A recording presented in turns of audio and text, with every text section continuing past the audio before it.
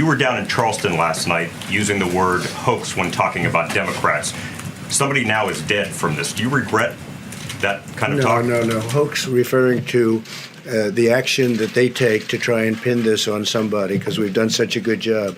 The hoax is on them. I'm not talking about what's happening here. I'm talking what they're doing. That's the hoax. That's just a continuation of the hoax, whether it's the impeachment hoax or the Russia hoax. This is what I'm talking about.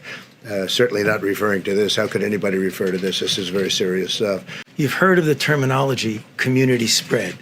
Well, community spread is when you have infection in the community in which you don't have a direct link to a known index case. That he was being muzzled. Can you tell us that this widely respected expert, Dr. Fauci, very dishonest question because he has had that ability to do virtually whatever he's wanted to do. And in fact, he was never muzzled. Okay. Very dishonest question, but that's okay. It's not dishonest. I want to clarify, Mr. President. I want to clarify. So let me clarify it. I have never been muzzled, ever, and I've been doing this since the administration of Ronald Reagan. I'm not being muzzled by this administration. I'm surprised that anybody would be against something where we try and end a 19-year war. We're 8,000 miles away from our home. We've done a great job in the sense that we've killed a lot of terrorists. We've put them out of commission. Who knows what they would have done if we didn't do that. But it's time for us to come home now. Governor of Indiana, the vice president allowed an HIV outbreak to spiral out of control. When it came to health care, Indiana has been a leader, an absolute leader. And it was really started with others, but by Mike Pence. And he's done a phenomenal job on health care. One of the best, if not the best in the country. Before we begin, I'd like to congratulate all of those incredible people that have worked for so long on our endless war in Afghanistan, 19 years, going on 20 years. And there hasn't been a moment like this. We've had very successful negotiations. We think they'll be successful in the end. The other side's tired of war. Everybody's tired of war. That's been a particularly long and gruesome one. And I want to congratulate President Ghani and the people of Afghanistan. I want to remember all of the people, all of the great men and women that have lost their lives in the war, and to their parents and wives and husbands and families, brothers and sisters.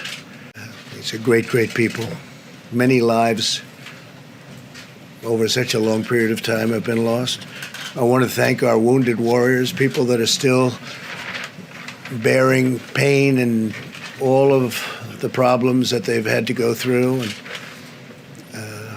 they're incredible people, incredible spirit. I'd go to Walter Reed and see them so often, and the spirit they had, they wanted to go back. Despite their wounds, they always said, I want to go back. Wounded warriors, they're incredible people. I guess most of all, I want to thank all of the people in the United States for having spent so much in terms of blood, in terms of treasure and treasury, the money that has been spent, the lives that have been lost. And we just signed an agreement that puts us in a position to get it done, bring us down to in the vicinity of 8,000 troops. The United Nations was informed of everything, and NATO has been great. Secretary Stoltenberg has been fantastic. And I want to thank the United Nations for the help they gave, and I also want to thank and congratulate Secretary Stoltenberg of NATO. 29 countries involved, and all approving, all very happy with what's going on. I want to also thank and congratulate Secretary of State Pompeo and Secretary of Defense Mark Esper. And I'll be meeting personally with Taliban leaders in the not too distant future.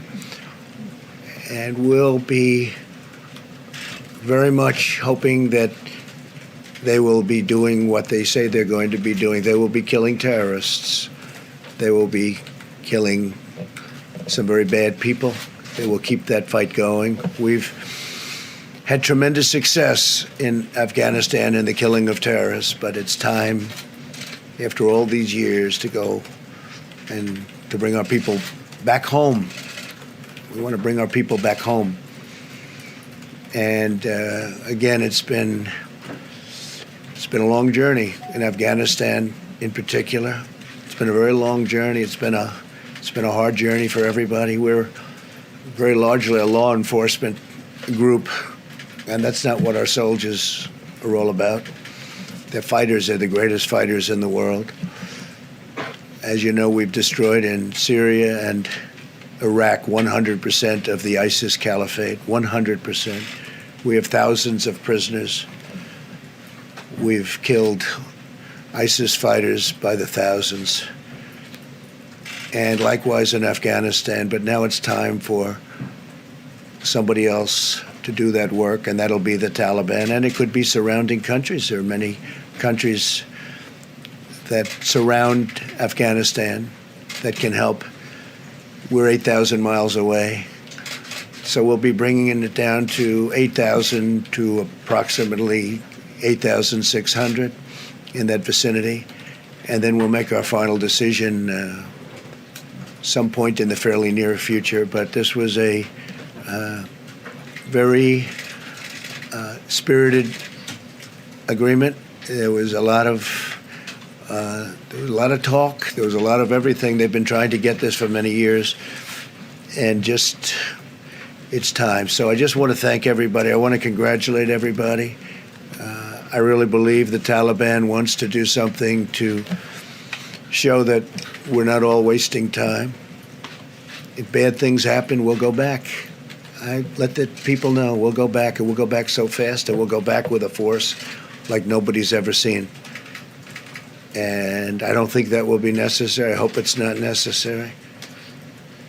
And so I just wanted to bring that up before we begin on a topic that has become very, very important to everybody. First of all, the amount of work that these professionals behind me and many other professionals in many rooms behind us who are watching right now, I don't have the room here to bring them all in, but they have been working round the clock so hard on the coronavirus. It's a tough one, but a lot of progress has been made. I want to provide an update to our people, to our citizens, to the world, frankly, on our action to address the coronavirus and those that have been hurt badly by it. At this moment, we have 22 patients in the United States currently that have coronavirus. Unfortunately, one person passed away overnight. She was a wonderful woman, a medically high-risk patient in her late 50s. 4 others are very ill. Thankfully, 15 are either recovered fully or they're well on their way to recovery. And in all cases, they've been let go in their home. Additional cases in the United States are likely, but healthy individuals should be able to fully recover. And we think that will be a statement that we can make with great surety now that we've gotten familiar with this problem. They should be able to recover should they contract the virus. So healthy people, if you're healthy, you will probably go through a process and you'll be fine. Since the early stages of the foreign outbreak, my administration has taken the most aggressive action in modern history to confront the spread of this disease. We moved very early. That was one of the decisions we made that really turned out to be a lifesaver in a sense, big lifesaver. On January 31st, I imposed travel restrictions on foreign nations who had and anybody that had been to China or people coming out of China. And I want to say that China seems to be making tremendous progress. Their numbers are way down, and if you read Tim Cook of Apple said that they're now in full operation again in China, their numbers are way down. Experts now agree that the decision to move so quickly, despite a lot of opposition on that decision, was a wise one. It greatly slowed the spread of the virus to the United States, and it really gave us time to do some of the critical moves that we've done. And it allowed these great professionals to get together and figure it all out. And we think they've done that. We've taken the most aggressive actions to confront the coronavirus. They are the most aggressive taken by any country.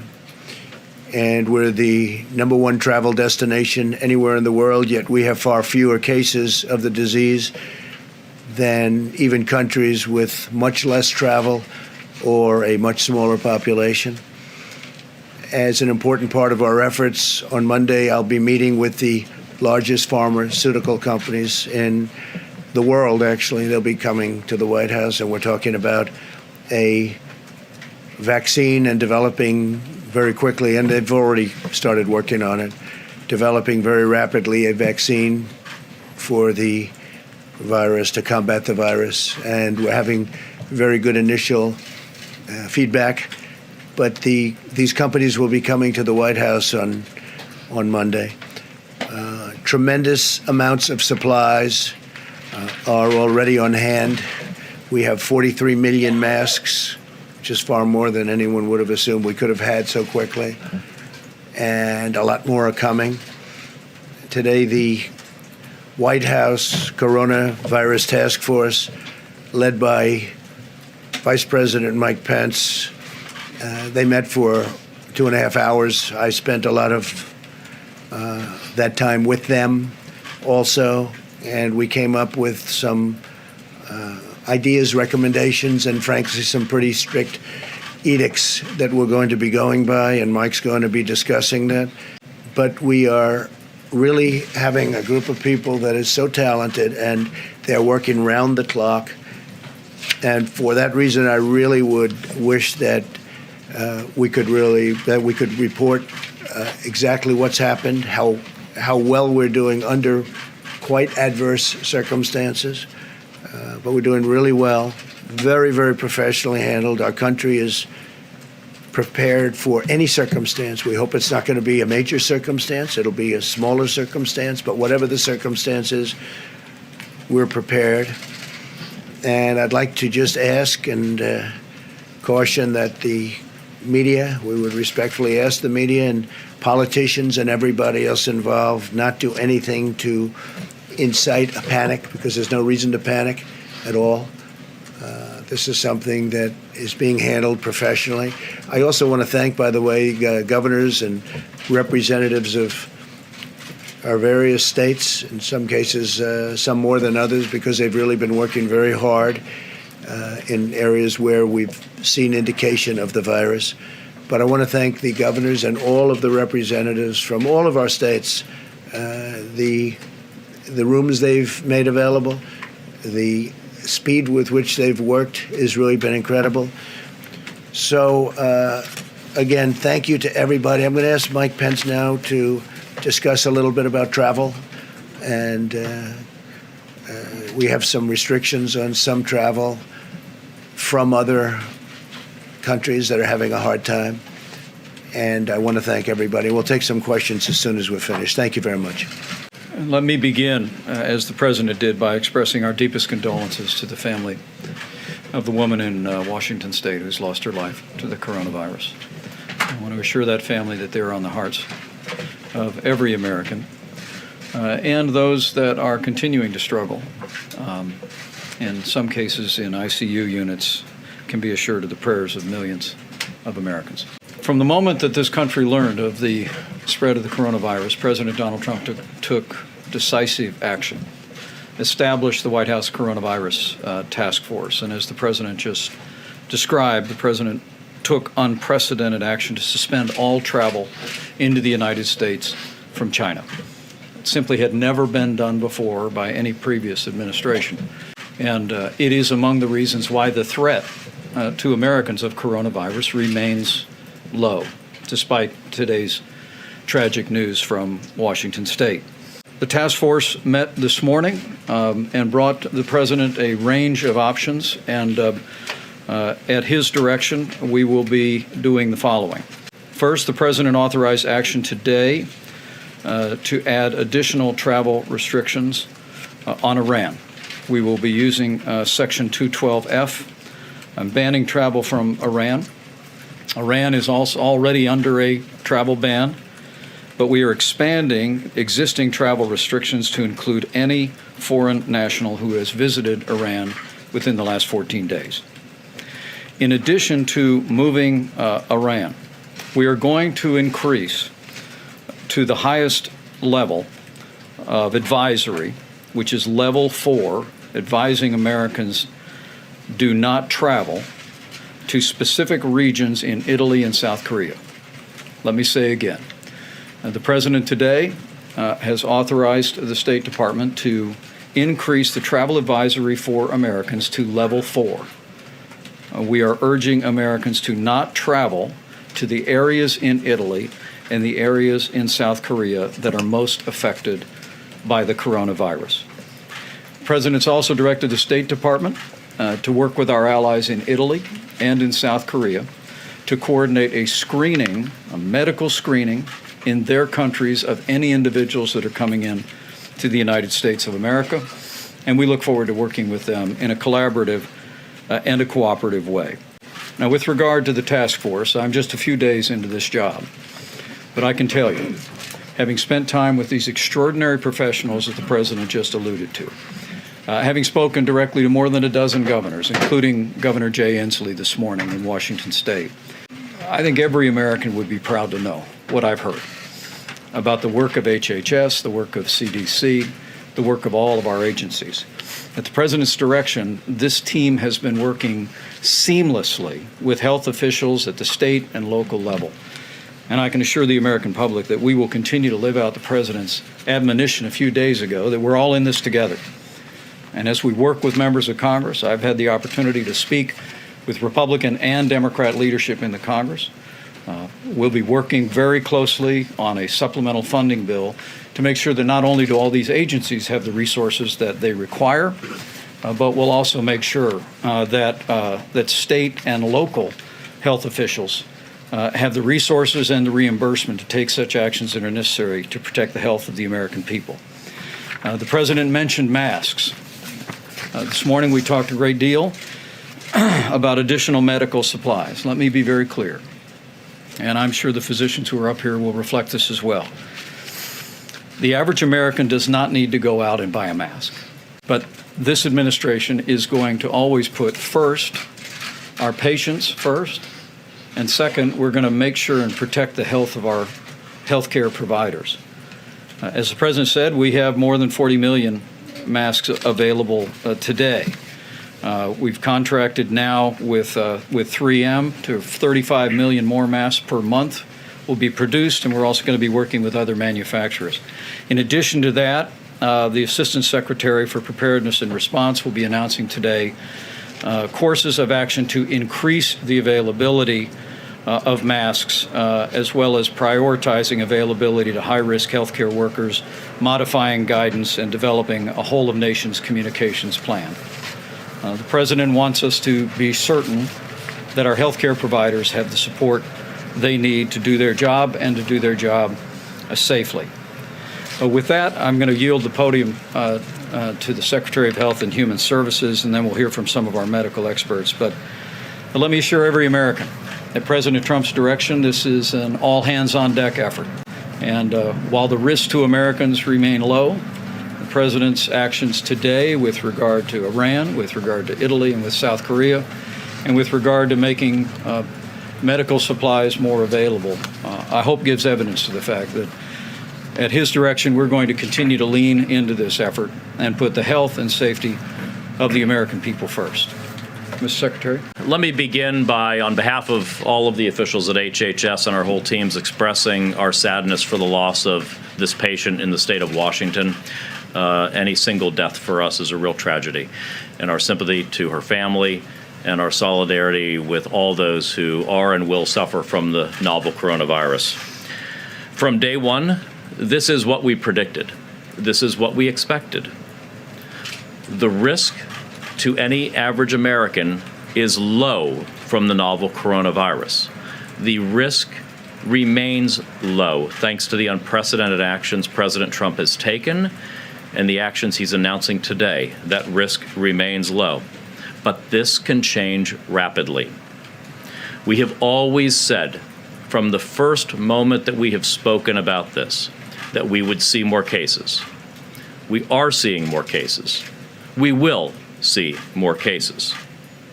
But it's important to remember, for the vast majority of individuals who contract the novel coronavirus, they will experience mild to moderate symptoms, and their treatment will be to remain at home, treating their symptoms the way they would a severe cold or the flu. For some individuals, a smaller percentage, especially those who may be medically fragile, they will require medical attention, including possibly hospitalization. Our basic message in terms of the containment of this disease and the measures that we have and are taken and are today announcing is we want to lower the amount of travel to and from the most impacted areas. This is a basic containment strategy. That is the philosophy behind the moves that we have taken, the moves we're announcing today, and any moves that we will consider in the future. With that said, let me turn things over to Dr. Tony Fauci, the director of the National Institute of Allergy and Infectious Disease at NIH. Thank you very much. Dr. Fauci. I want to first, again, as the entire team feels, to extend our sympathies to the family of the individual who expired as a result of this particular virus and this particular disease.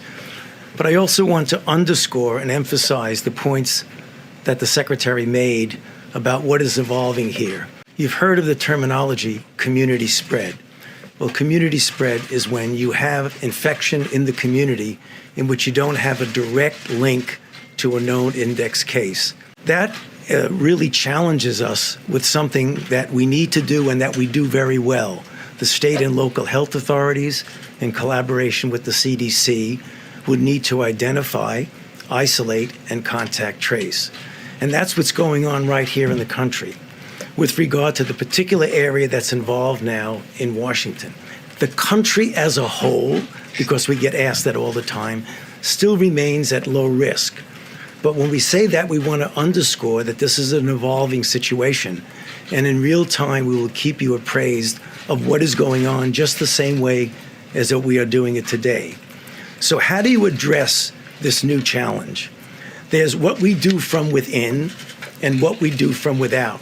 I hearken back to the original decision that was made by the president of making sure that we knew the scenario that was going on in China. We prevented travel from China to the United States. If we had not done that, we would have had many, many more cases right here that we would have to be dealing with. So in that spirit, the approach is going to be, as we address this challenge, which is going to evolve by the day and by the week, to do what was just mentioned, to try and keep our citizens from going to places that are active infection and to prevent places where there are active infection to necessarily easily get here. That's the getting it from without to within. From within, we will very aggressively do the kind of public health measures that would hopefully contain this. But as we say this, we need to prepare for further challenges, and we will have them. You will hear about additional cases that will be coming on. You should not be surprised by that, but to realize that that is something that is anticipated when you get community spread. So when you have cases throughout the world, the way we're seeing now, South Korea, Italy, Iran, and places like that, the United States cannot be completely immune to that. The challenge is how we deal with it. And I can assure you all the resources that are necessary are going to be put into dealing with what we see evolving right now. And again, we'd be happy to answer any questions later, but Bob, do you want to say a few words? I also want to add my prayers and sympathies for those that are sick and obviously our citizen that unfortunately died last night. Currently, as said, there's 22 cases in the United States, and these initial cases were really linked to travel to China and their contacts. Recently, as was stated, we've confirmed new cases with no link to travel history or contacts, and health departments under the leadership of the states and local health departments supported by CDC are aggressively evaluating these cases in California, Oregon, and Washington. As was said, we should anticipate to see additional cases and clusters in the days ahead, and we will continue to aggressively evaluate them by the state and local and territorial tribal health departments in conjunction with CDC by embracing early case recognition, isolation, contact tracing, and begin to do that to limit the further spread. I want to also add my emphasis to what was said, that as we stand here today, the risk of the American public remains low. As was said, we should anticipate more cases, but again, the current risk to the American public remains low. You said the other day in the cabinet room with African American leaders, you've got to get away from politics. You were down in Charleston last night using the word hoax when talking about Democrats. Somebody now is dead from this. Do you regret that kind of talk? No. Hoax referring to the action that they take to try and pin this on somebody because we've done such a good job. The hoax is on them. I'm not talking about what's happening here. I'm talking what they're doing. That's the hoax. That's just a continuation of the hoax, whether it's the impeachment hoax or the Russia hoax. This is what I'm talking about. Certainly not referring to this. How could anybody refer to this? This is very serious stuff. But the way they refer to it, because these people have done such an incredible job, I don't like it when they are criticizing these people, and that's the hoax. That's what I'm talking about. And I'm just going to ask you directly about this with regard to the flow of information. From the very beginning, you received a lot of criticism regarding that, in particular about Dr. Anthony Fauci. He is world-renowned in contagious diseases, and there were reports out there that he was being muzzled. Can you tell us that this widely respected expert, Dr. Fauci, will have every opportunity to tell us the truth? Well, that's a very and dishonest question because he has had that ability to do virtually whatever he's wanted to do. And in fact, he was never muzzled. Okay. I think I can speak. You can speak. Why don't you speak to that? Very dishonest question, but that's okay. It's not dishonest. I want to clarify, Mr. President. I want to clarify. So let me clarify it. I have never been muzzled, ever, and I've been doing this since the administration of Ronald Reagan. I'm not being muzzled by this administration. What happened, which was misinterpreted, is that we were set up to go on some shows. And when the vice president took over, we said, let's regroup and figure out how we're going to be communicating. So I had to just stand down on a couple of shows and resubmit for clearance. And when I resubmitted for clearance, I got cleared. So I have not been muzzled at all. That was a real misrepresentation of what happened. Are you considering other travel restrictions? And what about closing the southern border? We are looking also southern border. In fact, some of the folks are here right now. Ken is here someplace. Yes, we are thinking about southern border. We have received a lot of power on the southern border over the last couple of years from the courts, but we are looking at that very strongly. How should Americans prepare for this virus? Should they go on with their daily lives, change their routine? What should they do? Well, I hope they don't change their routine, but maybe, Anthony, I'll let you answer that, or Bob, do you want to answer that? Sure, Mr. President. Thank you. I think it's really important that, as I said, the risk at this time is low. The American public needs to go on with their normal lives, okay? We're continuing to aggressively investigate these new community links. We're going to continue to be transparent in relating that to the American public. But at this stage, again, the risk is low. We need to go on with our normal lives. Mr. President, thank you very much.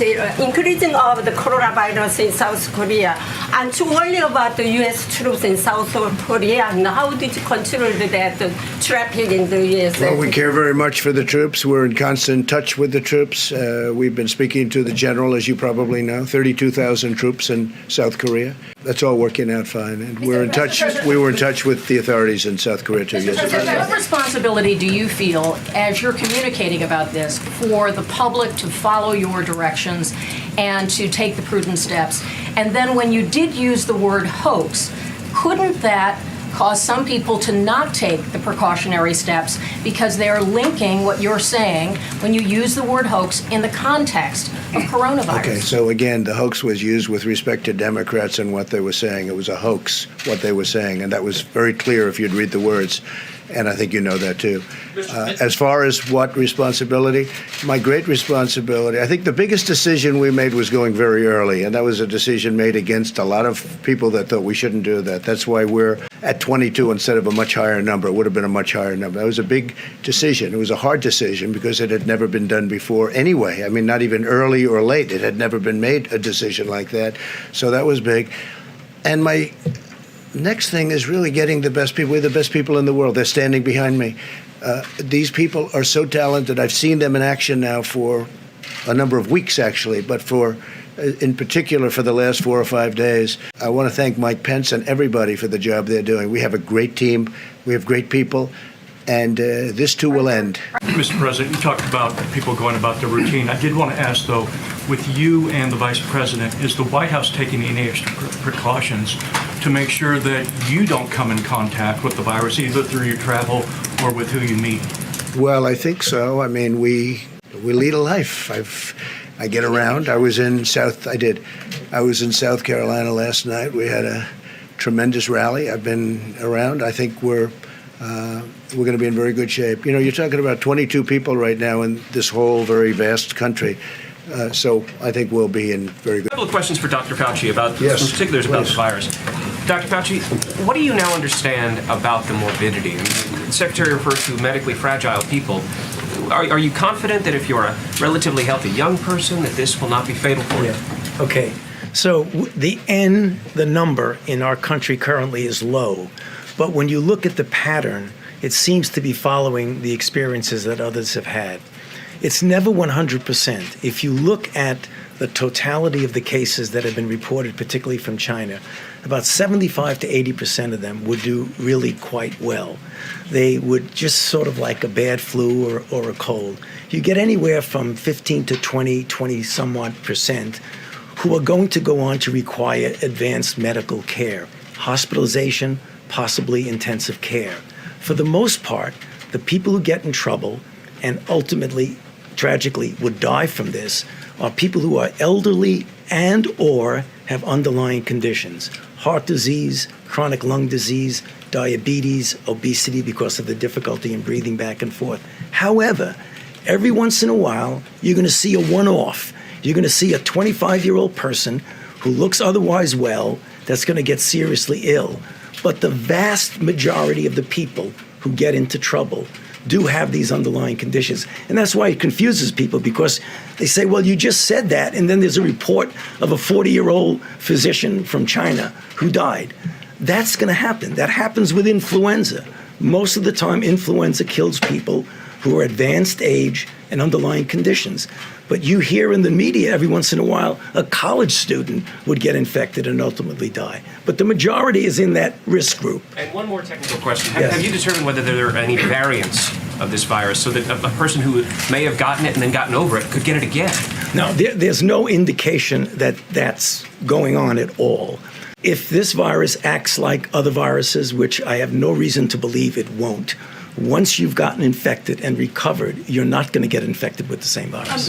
I want to ask you about the peace deal in Doha between the Taliban and the U.S. Does this mean the war in Afghanistan is over? Is the Taliban in charge? And secondly, Congressman John Ratcliffe, why are you renominating him? He's a terrific man. He's been fantastic at everything he's done. He's highly respected. He wanted to wait till after the IG report came in, as you saw. Originally, I don't think he was officially or formally nominated. His name was thrown out, but he wanted to wait till after the IG report. The IG report has now come, and we've learned a lot of very bad things from the IG report, as you know very well. And I think he'll go through a process, and it'll go fairly quickly. He's a very respected man, somebody that I've gotten to like, somebody who really has, he's someone who's really distinguished himself, and I think over the last year and a half, 2 years in particular. So we're very happy with that. As far as the Taliban is concerned, everybody wanted this to happen.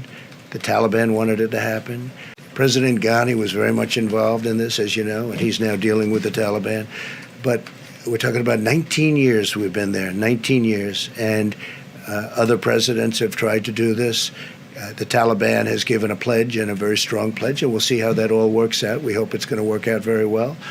I think they have big incentives to do it, but they have to take care of the terrorists and kill the terrorists. We'll be working in a different kind of a fashion toward that end. But the job we've done has been a fantastic one in terms of terrorists and terrorism, and it's time for our people to start coming home. You mentioned the drop of spread in China, the coronavirus cases. Is the U.S. government considering evaluating similar measures in the U.S. in case the situation gets Some worse? measures, we've been in very close contact with China, including myself with President Xi. He very much wanted this to happen. He wanted this to get out and finished and be done. He's been working very, very hard, I can tell you that. They're making a lot of progress in China. You probably saw Starbucks are now opened again. You probably saw that, as I mentioned, Tim just came out and he said Apple is back to normal in terms of production in their facilities in China. They've made a lot of progress. Couple of questions, one of them technical. The woman who passed away, did she travel to South Korea, or is she a case of community spread? Yeah, the case, again, this is why we're talking about the community cases with no link to travel. So the investigation at this time shows no evidence of link to travel or a known contact. Okay, and also you said that Americans as a whole are at a low risk. Are Americans on the West Coast of the United States at a low risk? And are you considering restricting travel within the United States? So I just want to emphasize again that the Americans, independent of where they live in this nation, are at low risk, all right? And we're going to continue to evaluate aggressively these on-link cases as we see them. And as we learned, we'll obviously communicate that. Why are you considering closing the border with Mexico since there are so many more cases here than there? And another question, are you working with the governments from Brazil and Mexico to try to coordinate a response about this? Did you talk to President Bolsonaro? Right. Well, we have a great relationship, as you know, with Mexico. We have 27,000 soldiers. They're soldiers on our border doing a fantastic job. Our numbers are way down, people coming into our country illegally. We have ports of entry that we are keeping open, and we're not talking about it. We're thinking about all borders. We have to think about that border, but right now that is not a border as it pertains to what we're talking about here. This is not a border that seems to be much of a problem right now. We hope we won't have to do that. Yes, please go ahead. I'm just wondering what's the communication with China look like right now, and does the experience and lessons coming from China will help the U.S. dealing with the current situation? Well, I think our relationship with China is very good. We just did a big trade deal. We're starting on another trade deal with China, a very big one, and we've been working very closely. They've been talking to our people. We've been talking to their people, having to do with the virus. And no, our relationship with China is very good. Maybe it's closer because of what's happened here, because it was, you know, in a certain way, this can bring the world closer. If you want to know, it can really do that. Go ahead. Afghanistan, if I could just follow up, you pride yourself on a deal maker, but your former National Security Advisor, John Bolton, has said that this is an Obama-style deal and sends the wrong message to ISIS and Al-Qaeda. What did the Taliban give up here? You know, first of all, will you be hosting the Taliban in Washington at Camp David, or will you meet them abroad? We'll look at that. Look, nobody should be criticizing this deal after 19 years. He had his chance. He didn't do it. He was very much in favor of going in. We should have never gone in the first place. When they went into Iraq. Listen. When they went into Iraq, when they went into the Middle East in such a fashion, I was very much against it. Shouldn't have gone in. He thought we should have. That's been proven wrong. I'm surprised that anybody would be against something where we try and end a 19-year war. We're 8,000 miles away from our home. We've done a great job in the sense that we've killed a lot of terrorists. We've put them out of commission. Who knows what they would have done if we didn't do that. But it's time for us to come home. Now, the Taliban working with other nations, perhaps, because you're surrounded by other very strong nations. And whether it's Pakistan or Iran or lots of other places, including Russia, they can all work on this. We've been doing it for nations that are surrounding Afghanistan. Now it's time for us to start coming home. And I think it's a very good situation. President Ghani is working on it very hard. We'll see how that works out. But the United States has done great services for people all over the world that, frankly, I don't think they've been given the kind of respect that they should be given for what we've done. What we have done for the world is incredible. And usually we don't even get a thank you. In Afghanistan, we did something, and I will tell you, for the most part, I noticed he was negative, but he should have tried to do something better. He was here for a year. He could have done something better. I was all ears, and he wasn't able to do that. The deal has a chance to be extremely good, but what it does do is we start bringing our people back home. The other day you spoke about the impact, the financial impact, the economic impact of the coronavirus on our country. Yesterday there was a letter that was sent out publicly by the Federal Reserve Chairman talking about steps that the Fed may do to prevent economic impacts to happening here in the United States. What's your reaction? Is that enough, that kind of a letter? No, I think the Fed has a very important role, and especially psychological. I mean, if you look at the Fed has a massive impact. Lots of it is psychological and lots of it is fact. This is something I think they should have done even beyond this and before this, because other countries that are not as nearly as prime, we're the greatest in the world. It's our currency, everything, we have everything. We should have the lowest interest rates. We don't have the lowest interest rates. Our Fed rate is higher. You look at Germany, you look at Japan, you look at other countries. Many of them have negative rates. And we are not put in that position because of our Fed. And now we have this problem. You saw where Germany is lowering and also infusing a lot of money into their economy, a tremendous amount. I haven't heard our Fed say they should do this. Our Fed should start being a leader, not a follower. Our Fed has been a follower. We need a Fed that's going to be a leader. We should have at least the same rates and ideally lower rates than other countries. We shouldn't be paying more, but we're forced to pay more on interest, and we are the most prime. Think of it. Biggest economy in the world by far. China would have overtaken us in this year. They were expected to for 5 years. 2019, they were going to overtake us. They're not even close, and they won't be close. As long as somebody smart is right here, they won't be close. But I will say this, the relationship with them is good, but as far as the Fed is concerned, our Fed should be a leader. Our Fed has not been a leader at all. Face-to-face meeting with the Fed chairman. Frankly, we could refinance our debt at even lower rates. The rates are very low, but we should be refinancing debt at even lower rates. Our Fed is making us pay more than we should, and that's ridiculous. You mentioned you're having the meeting on Monday with the pharmaceutical executives. Right. As you know, the process of approving medicines is complex and time-consuming. I think this process will go very quickly. What powers will you use Democrat, to speed it up? Republican, liberal, conservative, this process is going to go very quickly. And you know, that was, excuse me? The head of the FDA is here if you want to call him. We can do that. You want to do that? We're expedited. Okay, would you like to say something? All right, okay. Excuse me for interrupting. So we are working very diligently with industry.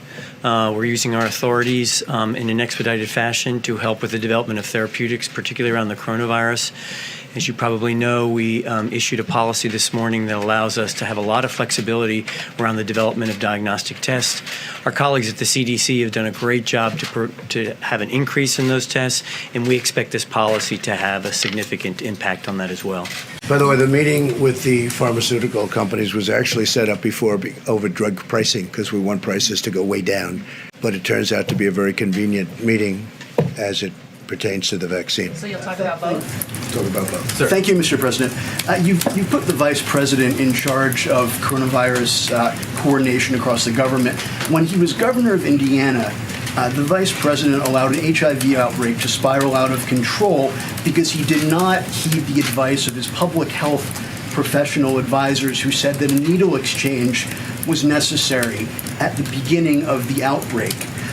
What guarantee can you give Americans that political considerations and ideological issues will play no role in your government's response to this virus? Well, let me just respond quickly, and then I'm going to have Mike say something about that because I've heard very good explanations, actually. When it came to health care, Indiana has been a leader, an absolute leader. And it was really started with others, but by Mike Pence. And he's done a phenomenal job on health care. One of the best, if not the best in the country. And with that, I'll let Mike respond specifically if you want to. Sure. Thank you, Mr. President. When I was governor of the state of Indiana, we actually had two experiences with the spread of infectious diseases.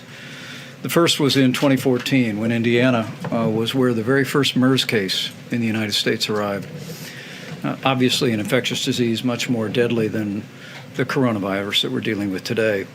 It was then when I was governor that I learned of the extraordinary capabilities of CDC.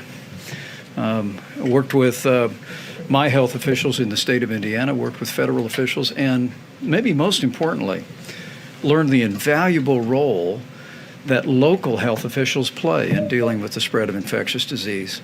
I'm proud to say that the state of Indiana secured that patient, found out everyone they'd ever contacted. There were no additional infections, and that patient recovered. There was only one other MERS disease. The other incident was in 2015. We had an outbreak of HIV in a very small town that emerged in early 2015. My health officials came to me. We immediately deployed health resources. The truth is HIV/AIDS was being spread by people sharing needles in intravenous drug use. And the state of Indiana did not allow for providing a needle exchange to citizens.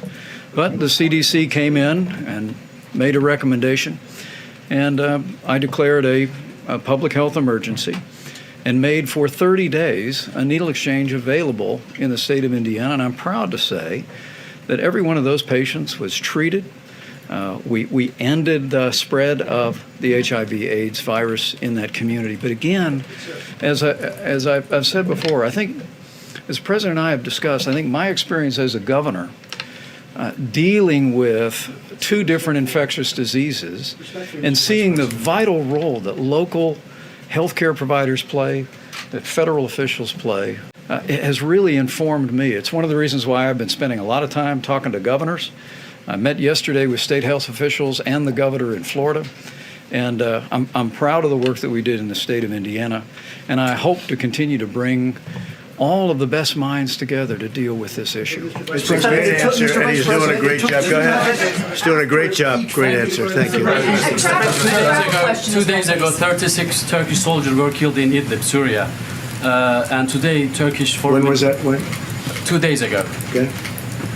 And today, Turkish Foreign Minister Mevlut Çavuşoğlu said Turkey wants a Patriot air defense system from United States.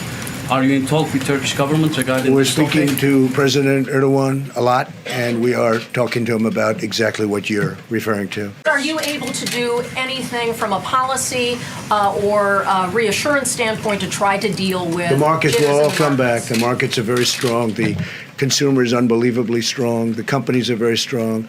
We have one problem. We have to get this problem brought into focus, and it is right now. I think our professionals are doing a great job. I'm not thinking in terms. Well, it's certainly not a good situation when you lose travel. That's a big part of market. But for a period of time, we're going to have to do whatever is necessary. Safety, health, number one. The markets will take care of themselves. The companies are very powerful. Our consumer has never been in a better position than they are right now.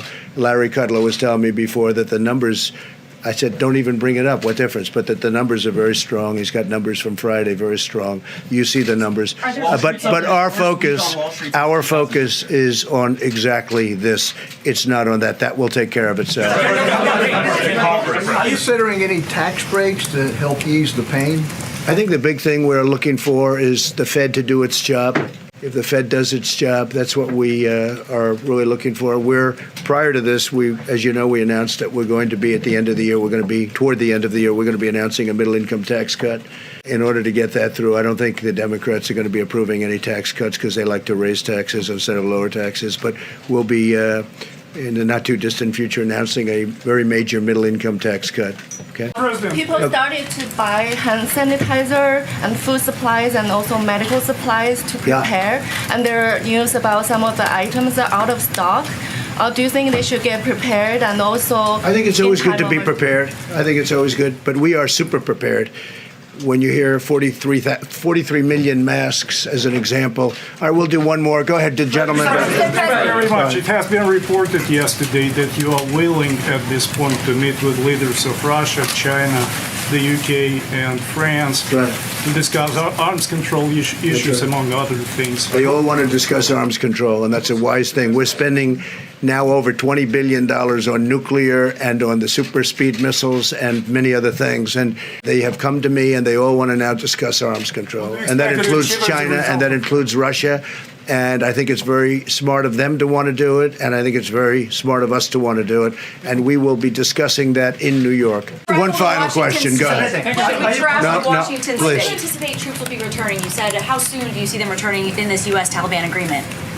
How soon do you expect troops to be coming back? Today.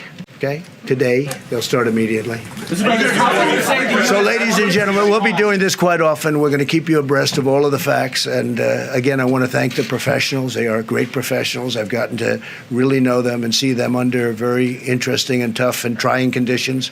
We have the finest in the world. I will say this, other countries call us and they ask, would it be possible for them to speak to Anthony and Bob and the people that you're talking to on a daily basis now.